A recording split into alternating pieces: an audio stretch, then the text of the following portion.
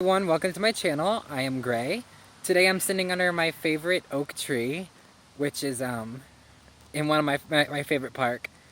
Today I was just sitting here just thinking, and I wanted to share a few thoughts. I've noticed in a lot of modern crafting, a lot of crafters, they focus primarily on the female energy. Um, I'm not saying that's a wrong thing. I think every path is different. But I honestly think we're forgetting a lot of the male energy, the male aspect, the counterpart of the goddess, the horned one. And what got me on this tangent is, when I was younger, I used to have two patron deities. When I first started out in the craft, my two patron deities were Agate and Pan. And I mean, I worked with them evenly. I saw them both evenly, as equals. And I worked with them as equals. And I don't really experiment, I don't really get out there with many deities.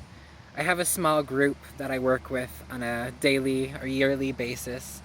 I don't exactly like, I mean, I'm not really, I guess I'm not comfortable. It's just, I'm comfortable with these deities, but going out there and getting to know deities, I don't know. I'm just comfortable with ones that I have. They reaches all aspects of my life, but that's a different point. But I worked with Pan Energy, and it's so different. You don't really see that many crafters use the male energy, and I thought it's just a bit queer, I guess you would say. But for a long time, a period of time,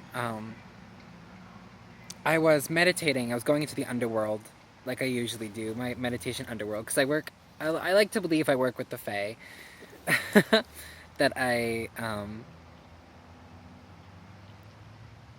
try to work with the Fae. I try to connect with the energy of the She. And when I went into my sacred space, before I went in there, sacred space, inner temple, I can go into another video about that. But when I entered this, it's in a wide open circular area with woods, and there's always a tree and a pond. The tree changes depending on season or mood. The tree reflects what type of magical working I'm using. So does the pond. The pond sometimes changes. Sometimes it's a small black pond where I would sit there and scry. Other times it will be a big pond, luscious and beautiful. Again, it depends on the season, and it depends on my mood. I don't know if you can hear me past this wind. I'm going to raise my voice a little bit, but each time I go into this inner temple, I saw this white stag with antlers, just like roots of a tree. And I thought nothing of it. I thought he was one of my fairy guardians, because when you're working with the Fae, you have your own fairy guardians that will assist you. And I never thought much of this albino, root-antlered being. He just stood there at the edge of my sacred circle. Well, my sacred circle, my inner temple. He just stood there and he acknowledged me, and he accepted me. He just stood there. He acknowledged my presence. He acknowledged that we were in peace. He accepted me, and he understood me. And it was just, even though words weren't exchanged, that understanding, that connection was there. So recently I was looking for a picture to put on my altar to represent my patron deities, and I was looking up Cernunnos, because I went from Pan to Cernunnos. I mean, I have Pan, I work with Cernunnos, I work with Odin, I've worked with Osiris before, and they're all considered horned gods, aspects of the horned one, or the male energy. And I was looking at a picture of Cernunnos, and that white stag with root-like antlers showed up, and I instantly thought, is this an aspect of Cernunnos? Did Cernunnos appear to me before I realized it was him? And I thought it was really interesting that, I mean, he's the god of the wild wood. He's the god of fertility. He's the god of wildlife, animals. He's the god of the hunt. He's the keeper of the dead, I believe. Keeper of the underworld, lord of the underworld. So it wasn't out of character for him to show up when working with the Fae.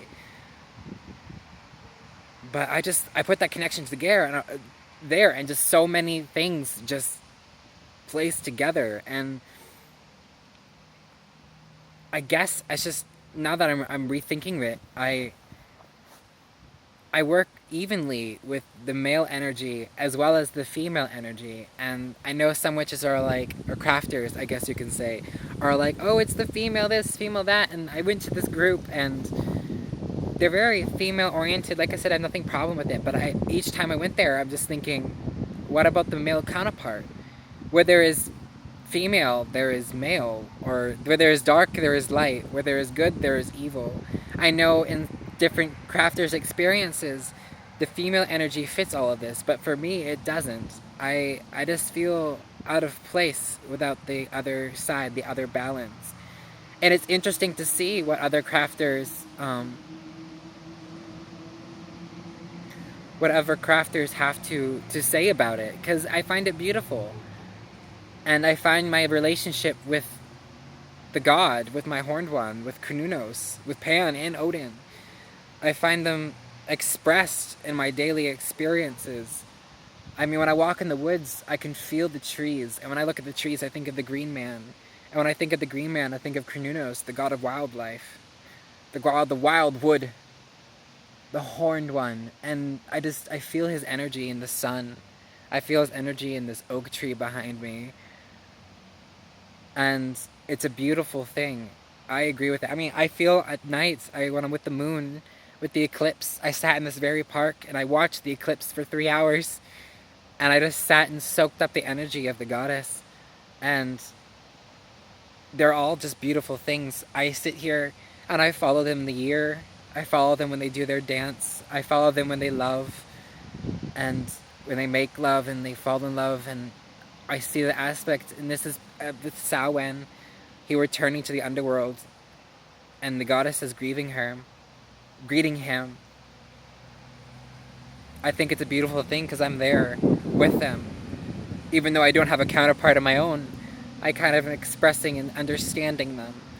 And I just wanted to share a little bit of thought about it. And I'm not saying go out there and find a god deity.